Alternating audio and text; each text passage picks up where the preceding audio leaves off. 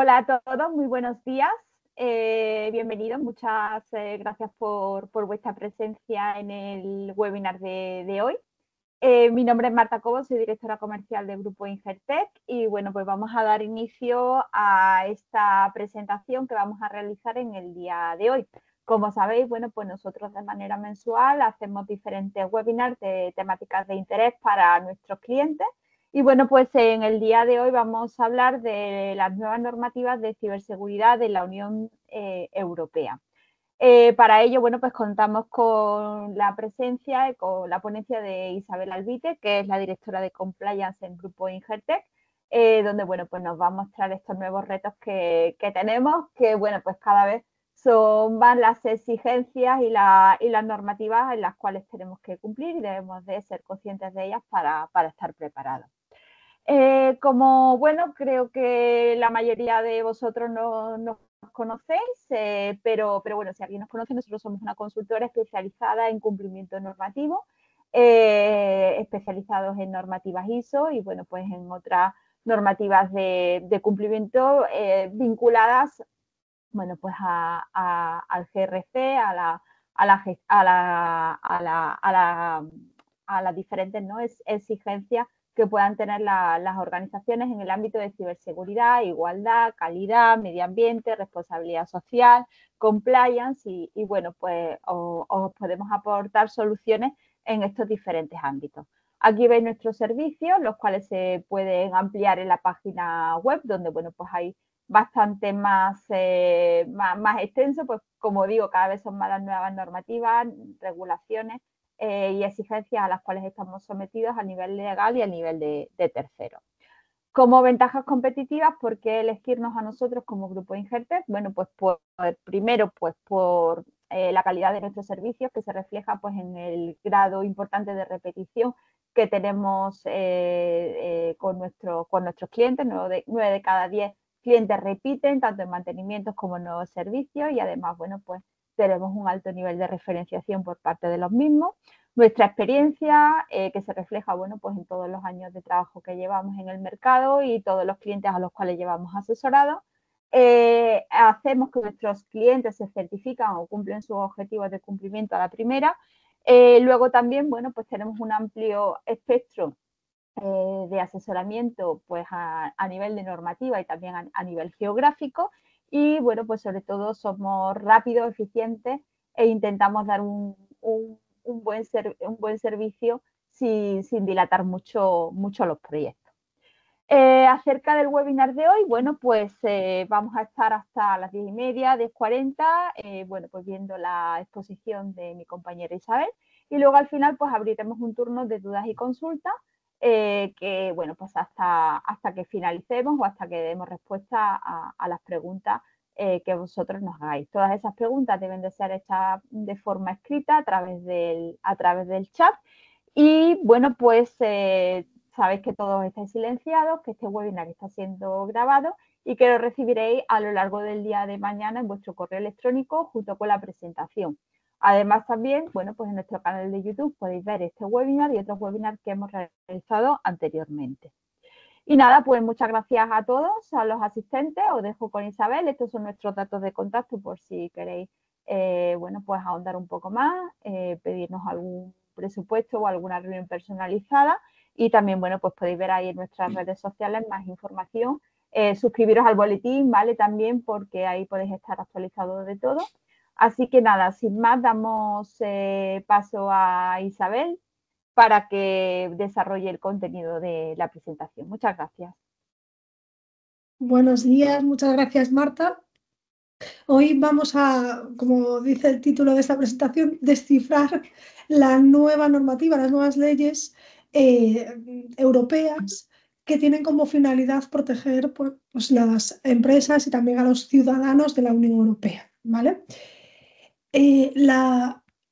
Aquí, la ciberseguridad ha dejado de ser un tema aislado, ¿vale? Todo el mundo tenemos en cuenta la ciberseguridad y más como preocupación que un asunto aislado. ¿Por qué? Porque con el auge de la inteligencia artificial y también la creciente sofisticación de los ataques las empresas, los gobiernos y también incluso los propios ciudadanos en nuestra vida habitual, en nuestra vida normal, pues nos enfrentamos a una serie de amenazas que están en constante evolución. Este 2025 nos trae una serie de retos significativos que dan lugar a una serie de regulaciones más estrictas a nivel europeo. Durante este webinar destacaremos 6 normativas clave que marcarán una gran diferencia entre la normativa o con la normativa anterior y tienen como objetivo esto que os decía, proteger los derechos de los ciudadanos de los Estados miembros y garantizar un entorno digital lo más seguro y ético posible. Sabemos que la seguridad al 100% no es posible, pero por lo menos eliminar riesgos, ¿vale? Siempre dentro de los ámbitos de protección de datos personales, de inteligencia artificial también y de resiliencia digital, ¿vale? Y bueno, pues estas regulaciones, estas 6 regulaciones de las que hablaremos hoy, pues afectarán tanto a empresas como a usuarios de la Unión Europea. Son las que procedo a anunciar a continuación y están en esta diapositiva, que es la directiva NIS2, el reglamento de resiliencia operativa digital DORA, la ley de ciberresiliencia CRA y el reglamento de ciberseguridad para instituciones de la Unión Europea y el reglamento de identidad digital europea, el eIDAS 2 y el reglamento de inteligencia artificial. ¿Vale? Vamos a ir desgranando o descifrando cada uno de ellos. Entonces empezamos con NIS2, que entró en vigor en enero de 2023, ¿vale? Y su plazo máximo de transposición al ordenamiento jurídico español era el 17 de octubre de 2024. Pero como ha pasado en otras normativas, pues vamos tarde, ¿vale? Entonces, se espera que se publique en breve la transposición, pero todavía no tenemos esa fecha. NIS2, también conocido como la Directiva 2022-2555, está diseñada para fortalecer y unificar las medidas de seguridad de información que poseen las empresas ubicadas en los Estados miembros de la Unión Europea con el fin de garantizar un elevado nivel común de ciberseguridad. En su artículo 2 establece que aplicará a todas las entidades públicas y privadas de cualquiera de los sectores establecidos en los anexos 1 y 2 que tiene esta directiva. También pues, incluidas son las medias empresas, ¿vale? Esta directiva se aplica a un total de 18 sectores, que veremos un poquito más adelante, pero están marcados por la propia disposición. Las empresas afectadas por NIS2 han de cumplir varios requisitos normativos, los cuales pueden ser más exigentes según la actividad de la empresa, por lo que podemos distinguir como 2 grupos diferenciados, que serían las entidades esenciales y las entidades importantes para el funcionamiento de la economía y sociedad europea en general.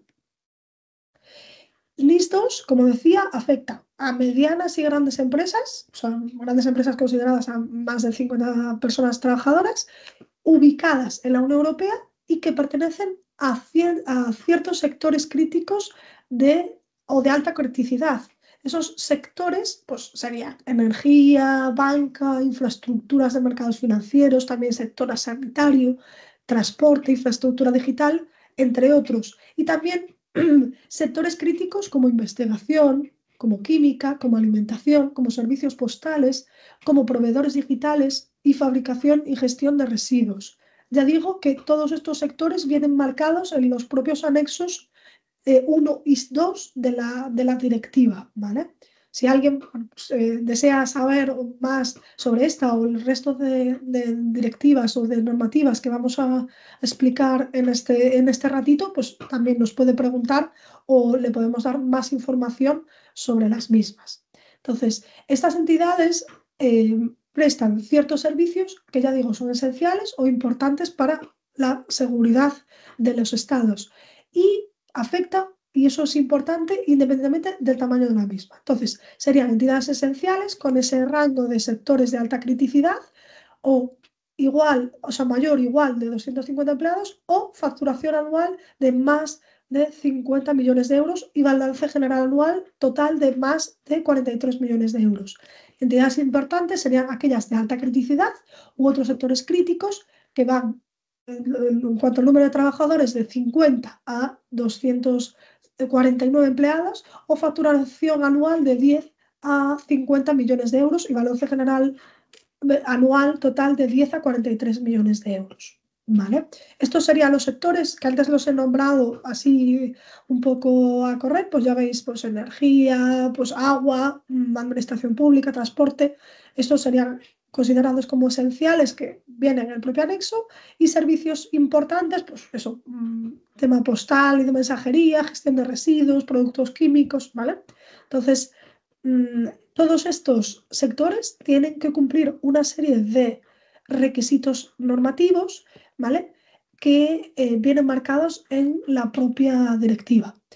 Esta directiva bueno, aplicará a esta serie de entidades que ya las hemos nombrado y establece una serie de requisitos, que es establecer políticas internas, ¿vale? Hay que redactar una serie de políticas de seguridad internas en los sistemas de información y análisis de riesgos, también establecer una respuesta a los incidentes, o sea, establecer una gestión de incidentes, también la continuidad de las actividades como la gestión de copias de seguridad y la recuperación en caso de catástrofe y gestión de crisis, la seguridad de la cadena de suministro, incluidos aspectos de seguridad relativos a las relaciones entre cada entidad y sus proveedores, la seguridad también, la adquisición, desarrollo y mantenimiento de sistemas de redes de información, las políticas y prácticas de ciberhigiene y formación de ciberseguridad, también políticas y procedimientos en cuanto a criptografía, ¿vale? También en cuanto a seguridad de recursos humanos, en cuanto a soluciones de autenticación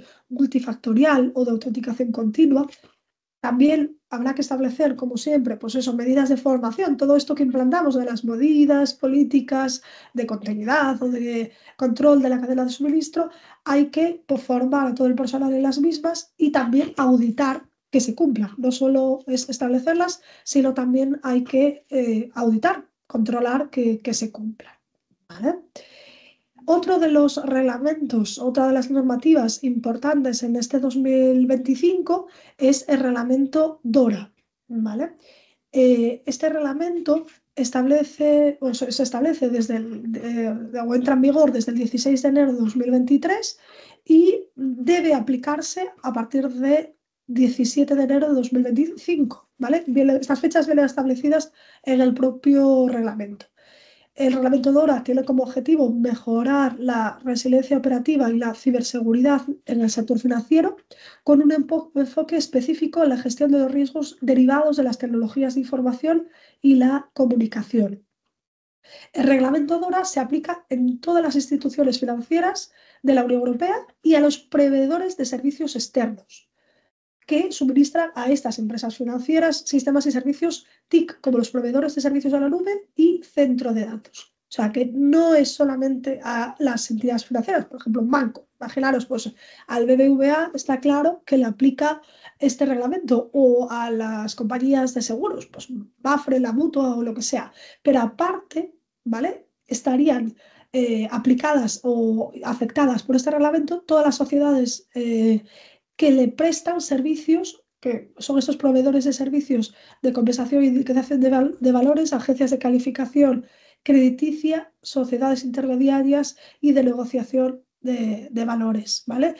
Y también la letra final de este reglamento, ¿vale? Que sería la letra U, que son los proveedores terceros de servicios TIC, que ahí sí que abre mucho el abanico, porque no solo son esas entidades propiamente financieras o de seguros o de gestión de fondos de inversión o de algo relacionado con este tema, sino los proveedores que prestan servicio a estas entidades, ¿vale? Que ahí está un poco, pues eso, la mayor afectación de este reglamento.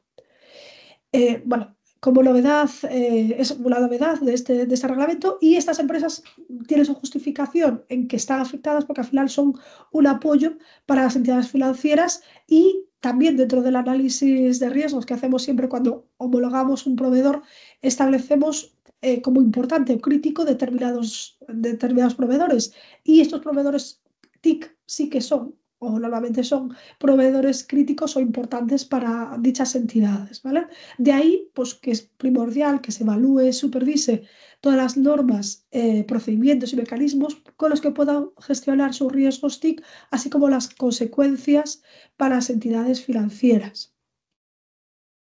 El reglamento DORA establece una gestión y gobernanza de riesgo de las TIC. Las entidades financieras deben desarrollar marcos integrales de gestión de riesgo de las TIC, identificando y clasificando activos críticos y también realizando evaluaciones continuas de riesgos, así como estableciendo, conforme a ese análisis de riesgos, medidas de ciberseguridad adecuadas. También el órgano de dirección de las entidades financieras debe de definir estrategias de gestión de riesgos. Al final es establecer o evaluar cuáles son los riesgos que nos aplican, ver aquellos que podemos asumir y aquellos que debemos tratar, y establecer, pues, acciones pertinentes para minimizar esos riesgos. Una parte importante sobre las medidas que establece este reglamento es la notificación de los incidentes. Las entidades financieras deben establecer sistemas para monitorear, para registrar y clasificar e informar de los incidentes relacionados con TIC. También deben presentar informes a las autoridades competentes y a los clientes y socios afectados sobre incidentes graves, proporcionando también, pues eso, informaciones iniciales y también intermedias, o sea, como en el supuesto, pues eso, de que no tenga información en un inicio, pues posteriormente tendrá que dar esa información completa y correcta de todo lo que ha pasado a a los afectados por dicho incidente. También debe realizar pruebas de residencia operativa digital e intercambio de amenazas. Las instituciones financieras deben probar regularmente sus sistemas TIC para evaluar su fortaleza y así poder detectar vulnerabilidades.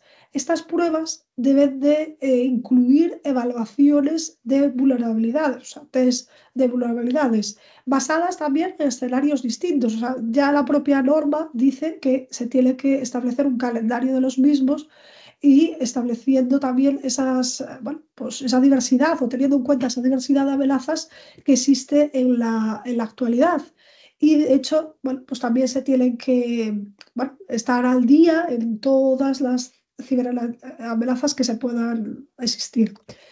También otro apartado que hay que tener en cuenta es la gestión de riesgos de terceros. Las instituciones financieras y todas las entidades marcadas por este reglamento deben asumir un papel activo en la gestión de riesgo de terceros, estableciendo acuerdos contractuales específicos con estos terceros y mapeando dependencias en la cadena de suministro. O sea, habrá que revisar dónde están las interacciones, dónde está o dónde hay traslado de información, para establecer también medidas de minimización de riesgo, en este caso de traslado de información o de transferencia de información. Y estos proveedores de TIC también estarán sujetos a la supervisión directa y deberán cumplir todos estos requisitos, igual que las entidades financieras. Todo lo que hemos dicho de gestión de riesgos, de gestión y clasificación de los informes TIC, pruebas de resiliencia, todo esto también aplica a los proveedores, ¿vale? También, que eso no lo he dicho en la primera normativa, en la ley, o sea, la NIS 2, pero también como el NIS 2 DORA establece sanciones por incumplimiento que pueden variar en cuanto a la gravedad y cuantía, y que deben de ser efectivas, proporcionadas y disuasorias. Entonces, se establece, bueno, pues esa graduación en cuanto a la gravedad del incumplimiento, y se establece, pues, una determinada sanción acorde, ¿vale? La normativa siguiente que vamos a ver es la Ley de Ciberresiliencia, ¿vale? Que su entrada en vigor es el 10 de diciembre de 2024 y tiene un plazo de aplicación gradual hasta 2017, hasta 11 de diciembre de 2027, perdón. La ley de ciberresiliencia mejora las normas de ciberseguridad de los productos que contienen un componente digital, exigiendo a los fabricantes y minoristas que garanticen la ciberseguridad durante todo el ciclo de vida de sus productos. Aquí incluiríamos desde, por ejemplo, monitores para bebés hasta relojes inteligentes. O sea, serían productos y software que está contenido en esos productos, o sea, que tiene un componente digital y que al final pues, está omnipresente ahora mismo en nuestra vida cotidiana. Y como podéis suponer, pues al final esto es un riesgo evidente para todos los usuarios de los mismos. Entonces, esta ley quiere minimizar ese riesgo estableciendo medidas oportunas, ¿no? Quiere proteger a los consumidores y a las empresas también que compran productos de software con componente digital. ¿Vale? Y estarían afectados por esta normativa pues, todos los fabricantes de productos, fabricantes y proveedores de productos con esos componentes digitales tengan o su sede dentro o fuera de la Unión Europea. O sea, da igual que estén en China, si su comercialización es dentro de la Unión Europea, estarían afectados por esta ley. Los requisitos de la ley de ciberresiliencia serían los siguientes. O sea, serían desde el diseño de los productos hasta la comercialización. Desde el diseño, por ejemplo, a la seguridad por diseño y por defecto, que eso sonará también porque es un requisito de protección de datos. Entonces, todos esos productos deberían cumplir, pues ya desde que son diseñados, o sea, desde el minuto cero, unos requisitos de seguridad.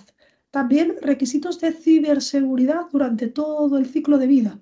Es decir, todas las variaciones, todas las versiones que se realizan del diseño, todas las pruebas, todo lo que pase hasta el momento de la venta, tienen que cumplir esos requisitos de seguridad. También gestión de vulnerabilidades, siempre que sea posible, y aplicación de parches de seguridad. También transparencia en la cadena de suministro de componentes de hardware o software. Tener una enumeración de los componentes, o sea, saber claramente qué es lo que tiene el producto. También informar al usuario sobre el nivel de ciberseguridad del producto. También requisitos de información de seguridad para cada producto y requisitos de soporte de seguridad postventa. Una vez ya, bueno, pues que se produzca la comercialización, pues tendremos un plazo, probablemente limitados a un periodo de 5 años, donde tienen que dar un soporte estos proveedores y los fabricantes sobre la seguridad de ese producto, ¿vale? A cualquier usuario que tenga dudas sobre el mismo, ¿vale? También estas obligaciones deben de cumplirse y es importante, como he dicho, en todas las etapas de la cadena de valor y requiere que los fabricantes pues la tengan en cuenta, ¿vale? Si vuelvo a decir lo mismo, si hay alguno de vosotros que tenga entre su alcance pues esta fabricación o comercialización de este tipo de productos, deberá pues, tener en cuenta esta normativa y podéis preguntarnos sobre la misma, ¿vale? La siguiente normativa a tener en cuenta es el Reglamento de Ciberseguridad para instituciones de la Unión Europea, que ha entrado en vigor el 10 de diciembre de 2024. Este reglamento de ciberseguridad afecta a instituciones de la Unión Europea. Afecta a instituciones de la Unión Europea y actores públicos. O sea, este reglamento es normativa exclusiva para personas jurídicas de índole público. ¿Vale? No afecta pues, a empresas privadas. Su objetivo es alcanzar un alto nivel de ciberseguridad, ciberresiliencia y confianza en la Unión Europea por medio del establecimiento de objetivos, de tareas y aspectos organizativos para una agencia de la Unión Europea para la ciberseguridad. Que es ENISA, ¿vale? Redenominada y fortalecida con un nuevo mandato permanente. Este reglamento lo que hace es dotar de contenido a esta institución, a ENISA. De hecho, pues establece un código, o sea, un código para nombramiento del mismo, unas funciones, ¿vale? Y además le otorga autoridad para vigilar, para supervisar, ¿vale? Y poder establecer pues, normas o instrucciones concretas a instituciones públicas dentro de la Unión Europea. Y también lo que hace este reglamento es establecer un marco para esquemas europeos voluntarios de certificación de productos, servicios y procesos de tecnologías de información.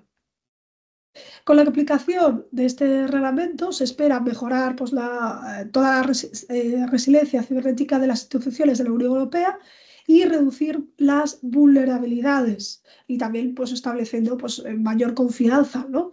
en los servicios digitales. La implementación de este reglamento representa pues, un paso significativo para la creación de un entorno digital público más seguro y también pues eso, con ello se beneficiará a los consumidores y también a las empresas dentro de la Unión Europea. El siguiente o la siguiente normativa que tenemos que tener en cuenta es el reglamento eIDAS.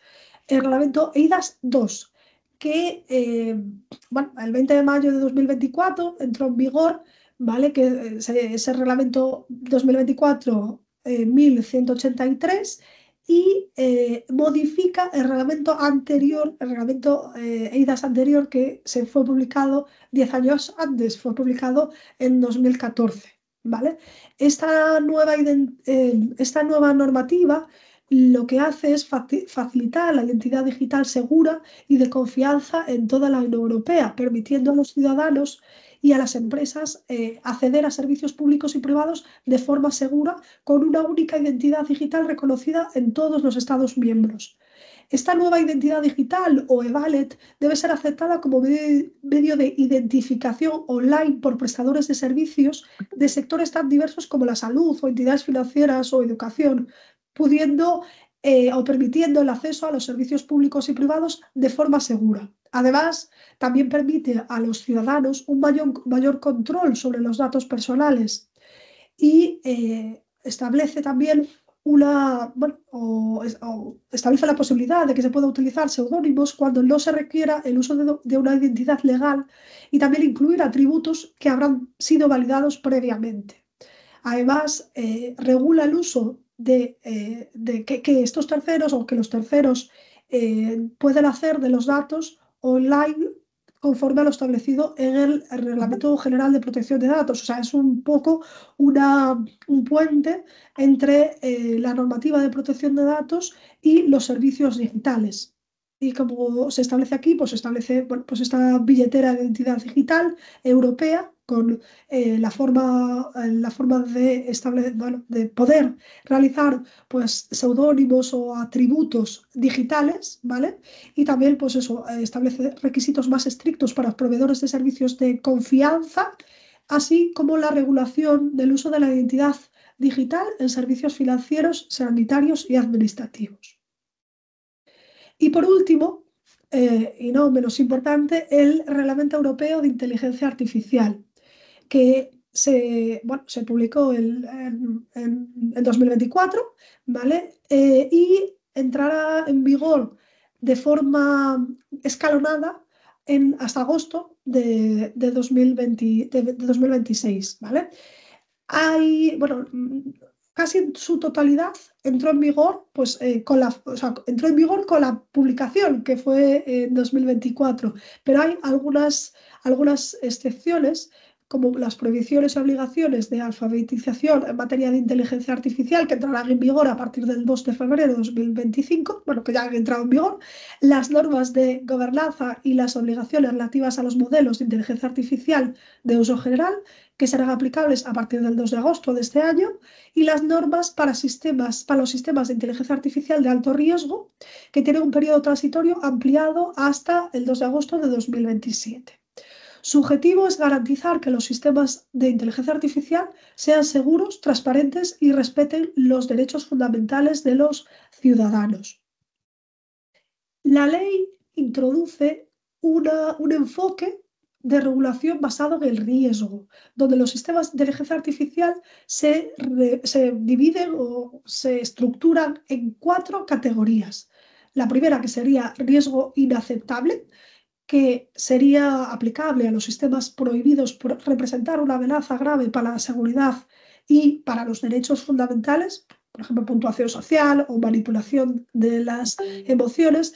La siguiente categoría, que serían los sistemas de alto riesgo, que implican riesgos significativos por los derechos fundamentales, por ejemplo, inteligencia artificial en medicina o en transporte o en decisiones laborales, y que deben de cumplir con requisitos más estrictos, como evaluaciones de riesgos, como evaluaciones de calidad de datos y, muy importante, la supervisión humana, que no sea la inteligencia artificial, la máquina, la que realice el flujo completo de la decisión, ¿vale? Sino que tiene que haber un humano por ahí decidiendo y controlando.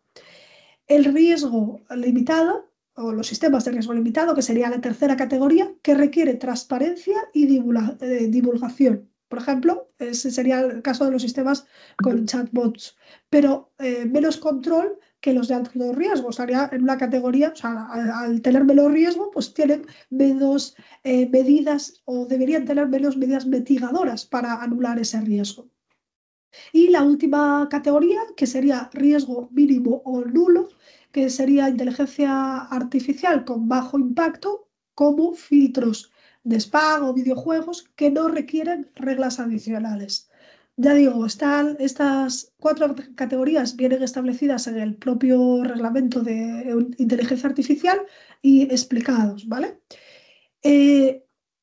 ¿Cómo o qué pide el reglamento de inteligencia artificial? Que de hecho yo creo que en los últimos meses es la pregunta o una de las preguntas que más nos han hecho en consultoría. Pues en cuanto la empresa desarrolla sistemas de inteligencia artificial, o sea que tiene productos desarrollados internamente de inteligencia artificial, pues deben de tener en cuenta pues, una evaluación de riesgos y de conformidad. Es decir, pues, tiene que realizar evaluaciones exhaustivas de cuáles son los riesgos que afectan a esa aplicación o que esa aplicación, mejor dicho, hace que afecte a la organización y asegurar la conformidad de los requisitos técnicos o con los requisitos técnicos y de transparencia. O sea, que todos los requisitos que tenga esa aplicación cumplan criterios de seguridad, de transparencia, ¿vale? Y pues también de protección de datos, o sea, de normativa, que estén compliance. La segunda cuestión que tiene que también tener en cuenta es inversiones en documentación y auditorías. Es decir, hay que establecer validaciones, hay que hacer, como hacemos en las auditorías, todo tiene que tener su prueba, o sea, todo se tiene que documentar y tener una documentación técnica detallada, o sea, completa, y someterse también a auditorías de conformidad, ¿vale? Para ver que todo lo que decimos en esa documentación pues, sea correcto, ¿vale? Especialmente para los sistemas de alto riesgo. Y también el desarrollo ético y seguro, o sea, incorporar principios éticos y de seguridad en todas las fases de desarrollo de sistemas de inteligencia artificial. Porque sí que hay que tener en cuenta que una de las claves de esta regulación europea, junto con el enfoque basado en riesgos, es la premisa de que los sistemas de inteligencia artificial sean éticos y confiables. No solamente seguros, sino que sean confiables y éticos. Los 7 principios sobre los que se basa esta normativa es pues eso, la acción y supervisión humanas, la solidez técnica y de seguridad, la gestión de privacidad y de los datos, la transparencia, la diversidad, la no discriminación y la equidad, el bienestar social y ambiental y la rendición de cuentas. O sea, que es un poco, pues hay una mezcla entre la normativa ética, normativa de ciberseguridad, normativa de protección de datos, un poco así, pero es decir, o sea, al final tenemos que tener en cuenta los riesgos desde el punto de vista o desde el prisma de normativa compliance y establecer pues, medidas mitigadoras, ¿vale? Los usuarios empresariales del sistema de inteligencia artificial para estar al día y para poder cumplir todo esto que os estaba diciendo, toda esta mezcla de normativas, ¿qué tienen que hacer o cómo lo tienen que plasmar? Pues en primer lugar, tienen que hacer una selección correcta y completa de los proveedores que van a usar, eligiendo proveedores de sistemas de inteligencia artificial que cumplan con el reglamento, especialmente para aplicaciones de alto riesgo. Tienen que hacer una supervisión y control de estas herramientas, o sea, que se esté usando de forma correcta, ética, segura, ¿vale? Y responsable, sobre todo esa palabra también responsable de la inteligencia artificial. Y el tercer pilar, y no menos importante, que es la capacitación y sensibilización. Hay que formar a los empleados, a formar a todas las personas que usan las herramientas o las herramientas de inteligencia artificial y sensibilizarlos sobre los riesgos de la inteligencia artificial y también sobre el cumplimiento y el compromiso con esa normativa compliance que tenemos que tener en cuenta, porque sí, hay que saber que la inteligencia artificial nos ayuda, maximiza la eficiencia, o sea, minimiza tiempos, pero también es un riesgo. Hay que tener en cuenta que es un riesgo grande para la seguridad de información. Entonces, bueno, pues hay que establecer medidas mitigadoras como las que están nombradas aquí. Eh, También hay que decir con respecto a este reglamento de inteligencia artificial que está previsto el nombramiento de un comité europeo de inteligencia artificial con un representante de cada Estado miembro. El supervisor europeo de protección de datos será observador y la comisión participará sin voto. O sea, quiero decir que hay una estructura dentro de la Unión Europea donde hay unas entidades o unos organismos que tienen una función exclusiva con respecto a la inteligencia artificial y contará además con un grupo de asesores que estará formado pues eso, por proveedores, usuarios, entidades notificadas y organizaciones civiles, que todas ellas pues, darán soporte a estos organismos, a este comité europeo, también al supervisor europeo y bueno, todos ellos podrán dictar el objetivo que viene marcado también por el reglamento es publicar redacción o redactar códigos de conducta para fomentar la aplicación voluntaria de algunos de los requisitos del reglamento de inteligencia artificial y también que sea más fácil, pues eso, la aplicación con respecto o sea, el cumplimiento con respecto al reglamento, ¿vale?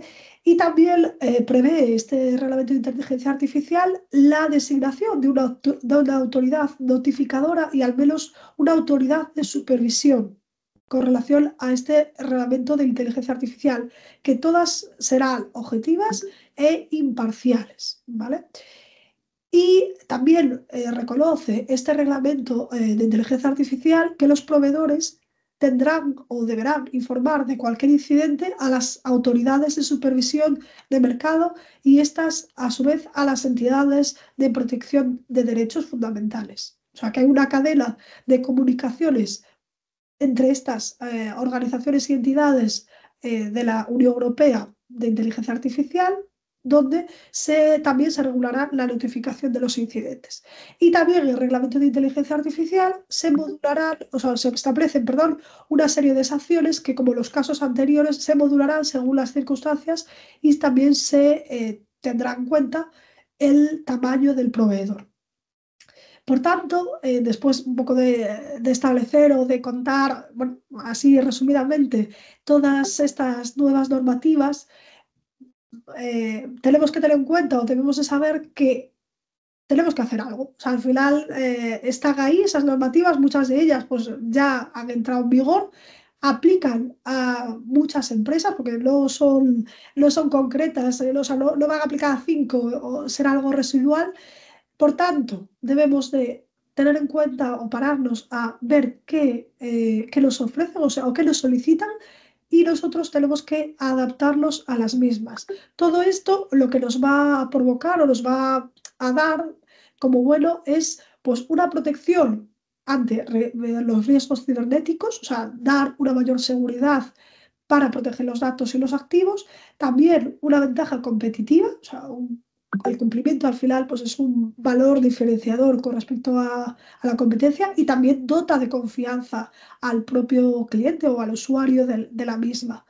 Y también, pues eso, bueno, el cumplimiento reduce las multas y sanciones y nos permite cumplir con las normativas, porque como ya os he ido diciendo, en cada una de ellas, todas establecen pues, un marco sancionador con una serie de sanciones.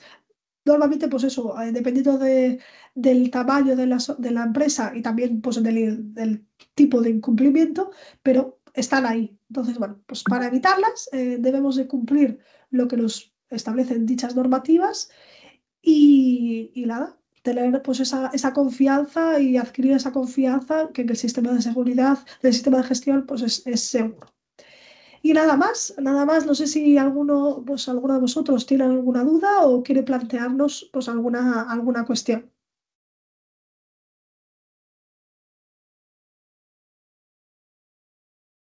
Pues súper aclavados de tiempo.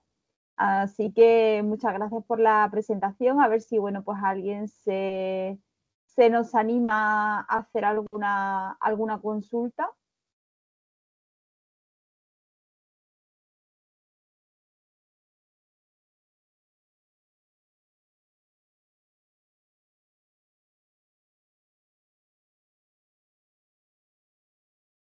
Vale. Aquí hay algunas cositas que vamos a ir revisando, ¿de acuerdo? Vale. Bien, a ver, vamos a ir con el tema de la aplicación de NIS2, ¿vale? Eso ahí podemos contestar ambas. José Luis nos dice que si independientemente del sector o de la criticidad, si la empresa cuenta con más de 50 empleados, se aplica automáticamente el NIS2, ¿vale? Ahí si quiere Isa o yo podemos contestar. Pues te lo cedo a ti si quieres, Vale. porque vives en el día a día con esas preguntas.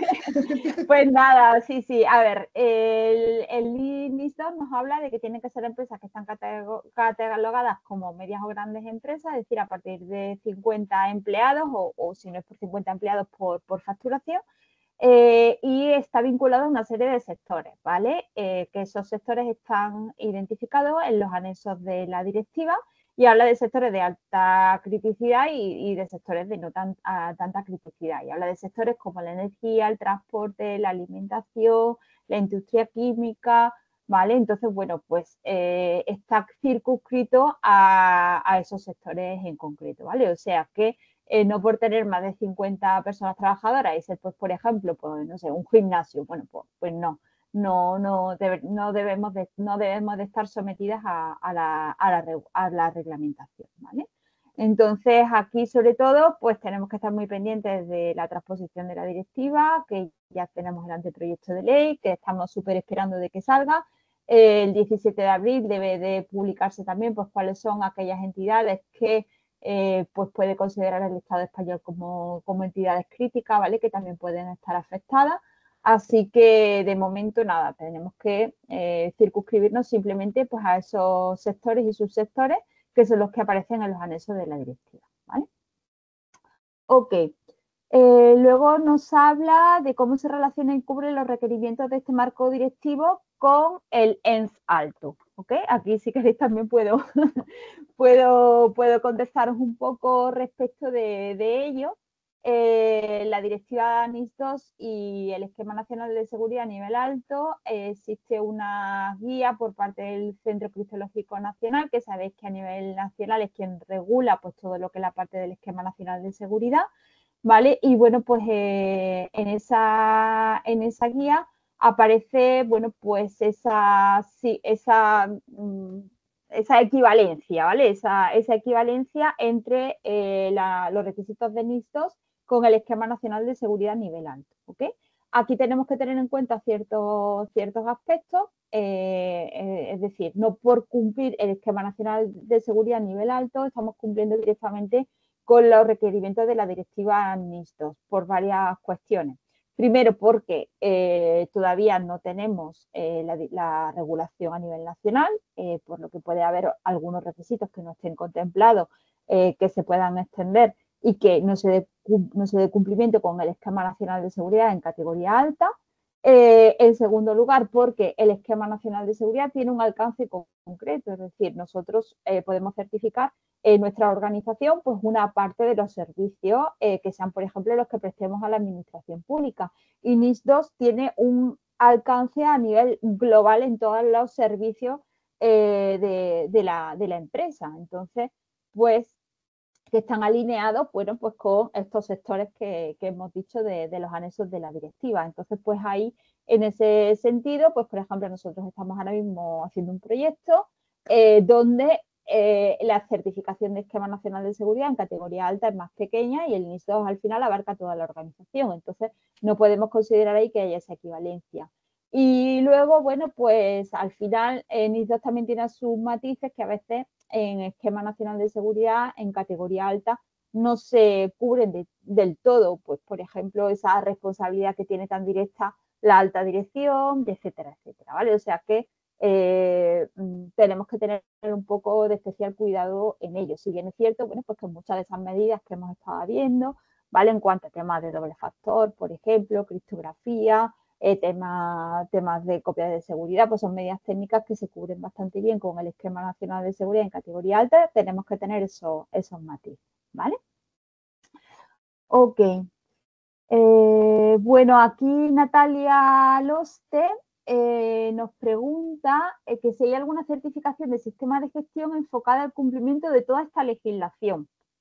Isabel, creo que todo lo que has comentado es demasiado amplio, ¿no? Como que para que haya algo que lo cubra todo, pero sí que al final es verdad que tenemos tantos cumplimientos, esquema 27, NIS2, DORA, inteligencia artificial, 42.000, bueno, pues que al final sí que interesa, ¿no? Tener cosas integradas, ¿no? Correcto, lo que pasa es que actualmente no hay nada, ni creo que vaya a haberlo ni en el corto ni en el largo plazo, porque al final sí que se parece lo que decías tú, la comparativa entre esquema y NIS2, o sea, hay pues cosas en común, obviamente, porque todo el objetivo de las normativas es la ciberseguridad, ¿vale? Entonces, pues tienen cosas en común, pero hay matices que son diferentes. Y ahora mismo no hay esa certificación. Pues por ejemplo, el esquema, que puede ser a lo mejor la más completa, ¿no? De requisitos concretos, pues ya tú lo has explicado, ¿no? No recoge todo lo que pide la NIS2, ¿vale? Entonces, igual, el NIS2 no recoge todo lo que pide el reglamento de inteligencia artificial. Entonces, O sea que tenemos sí. que ir cubriendo, ¿vale? Cada aspecto de cada normativa y bueno, pues siempre con la recomendación de integrar la mayor medida de lo posible todos los sistemas y aprovechar porque, bueno, pues muchos requerimientos son comunes, son parecidos y bueno, pues no tiene sentido que estemos intentando darle cumplimiento por dos vías diferentes. No, lo que se Eh, hace en las implantaciones de, bueno, pues a lo mejor ahora que con el reglamento de inteligencia artificial, que es el más nuevo de los que hemos estado hablando, pues es pues aprovechar, entre comillas, pues lo que tenemos pues de 27 pues lo que tenemos, por ejemplo, el análisis de riesgos, pues ver qué tenemos de 27 ver si cubre lo que decía Marta, todo el alcance de la organización y aprovechar ciertos documentos o ciertos registros que ya tenemos elaborados para integrar, lo que decía Marta, no duplicar ni tener, bueno, pues por cada normativa tener su documentación o su sistema, porque si no, eso sí que sería una locura para la organización. bien, perfecto. Pues tenemos otra pregunta. José Antonio nos pregunta que su empresa está a punto de montar un chatbot con inteligencia artificial en la web de la empresa, que si tienen que tener para ello en cuenta algún reglamento en particular.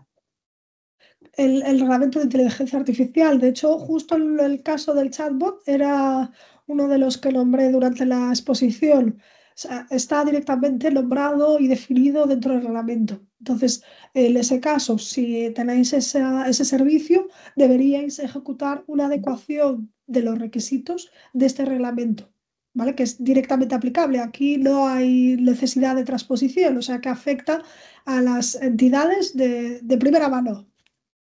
Perfecto. Vale. Luego, a ver, no sé en cuál de los reglamentos, porque dice, gracias, esas auditorías que comentabas en uno de los reglamentos son internas o las debe de hacer algún organismo externo. No sé a qué.